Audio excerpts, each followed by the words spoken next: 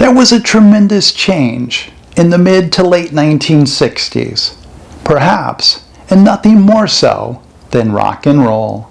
Psychedelic music and the hippie movement would fully arrive about the same time in 1967. The move towards this would increase greatly in 1964. In a few of the next episodes, starting with this one, I will move on to the psychedelic and hippie songs of the mid-60s and into the 70s, when these dominated American and British music. My interest is more in songs that change the mindset of the times. That can be a change in the sound or way it was sung, but more about the lyrics or how it was interpreted. I'm not a musician, so I will not be commenting on how the sound changed instrumentally. Let's first take a look at how movements such as the hippies occur. Many types of musicians, particularly rock and roll, most artists and often writers are not accepted into mainstream America. They are not admirable professions or professions that are encouraged to pursue. We may have a fascination with those who have done very well in them, but we are certainly not supportive when they are developing their craft or art.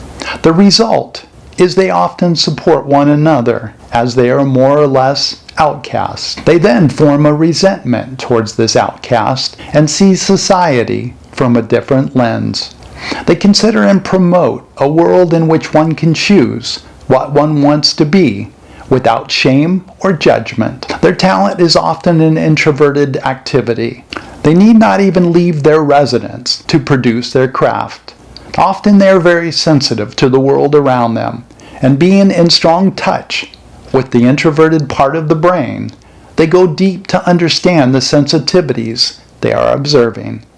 Among their talents is in being able to describe what they sense. The U.S., Great Britain, and other former Western colonies of Great Britain, among the Anglo-Saxon peoples, have the greatest individualistic mindset in the world. The youth of these countries are then quick to abandon their cultural roots if they don't believe it best serves them. When musicians, artists, and writers describe their discontent with society, it is the youth who are often quick to adopt this discontented mindset. A country's involvement in war tends to be the concept that most greatly contributes to this, especially when the war doesn't seem to benefit the youth. For the hippies, it was the Vietnam War. They didn't believe the war provided any benefit to them, and on top of it, they were being asked to give their lives to it.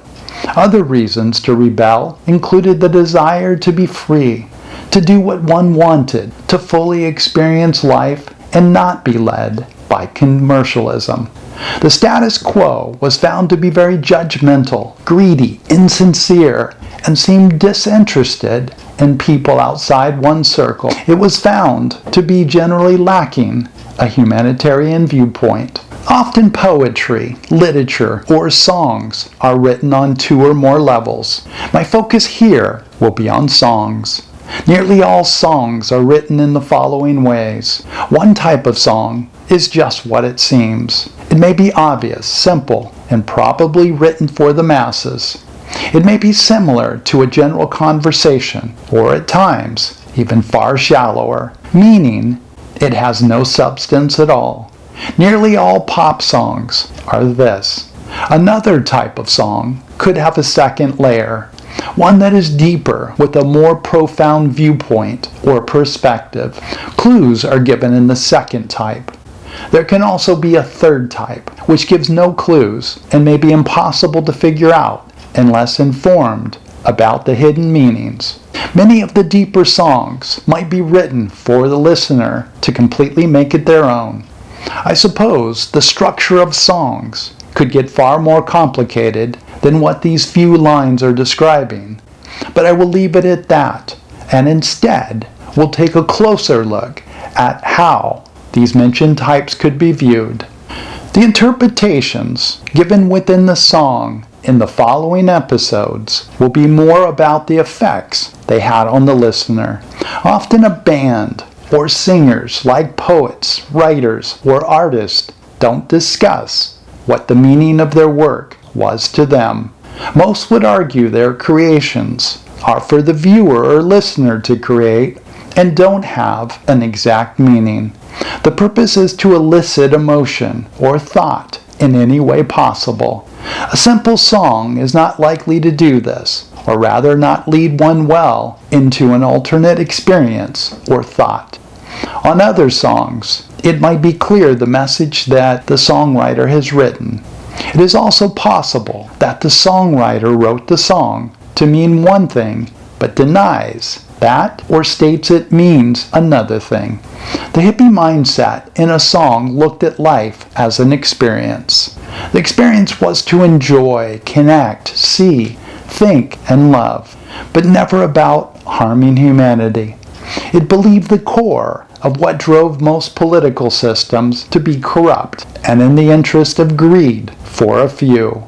Also, that the hierarchical and racial prejudices only added to the self-centered, non-humanitarian beliefs that ran American society. These interpretations of hippie songs could include spiritual awakenings, journeys through life, expansion of consciousness, also experiencing all that is, voyages to foreign lands, and often questioning the status quo. The core of the hippie movement was more about the listeners being taken to magical places of mysticism, enlightenment, and allowing new perceptions to develop. The change in sounds or music can also influence a change of mindset. These sounds were meant to provide a stronger psychedelic experience. Music is more effective in spreading a message or outlook. When one takes popular sounds, mixes them with poetry and the lyrics, and then is played over and over again, it will usually have a far greater influence than just reading something or hearing it once. I think this is one of the main reasons that the hippie movement grew as much as it did.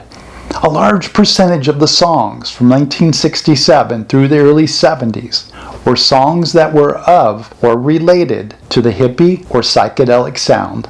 Hippies looked towards Eastern philosophy and spirituality, particularly in that of peace and meditation. It is more consistent with their beliefs of experience and mindset. They often find their upbringing of traditional Judeo-Christian beliefs to be very judgmental and very confining in the way life should be lived. There were many hippie songs about a Christian world of greater love, acceptance, non-judgment, and peace. During 1965, the first bands embraced the musical sound from the country of India, particularly the sitar. Hippie dress was influenced by Hindu dress, and many would wear clothing styles from throughout history. Dress was about the experience, performance, and to take one away from the status quo way of thinking and mindset. The hippie movement encouraged creativity on a profound level. They took literally the first part of William Shakespeare's famous quote, "All the world is a stage." The movement encouraged one to perceive life as an experiment, a performance, not a performance to be necessarily admired, but one in self-exploration, of becoming the authentic self. The hippie songs would further contribute to this. I will continue with part 2 of this next. If you value this content, please subscribe, like, and let others know. Thank you so much for watching, and have a great day.